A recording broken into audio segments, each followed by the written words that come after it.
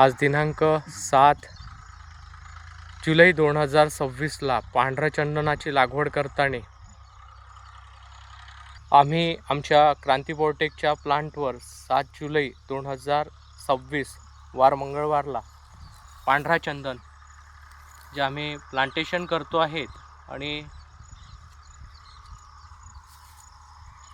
जे कलम आम्ही देतो आहे रोपं पांढऱ्या चंदनाचे ते ग्राहकांसाठी दाखवण्यासाठी आमच्या फॉर्मवर आम्ही प्लांटेशन घेतो आहेत।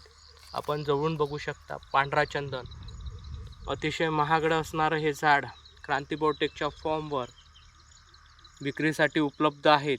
संपर्क साधा 73 50 28 71 11।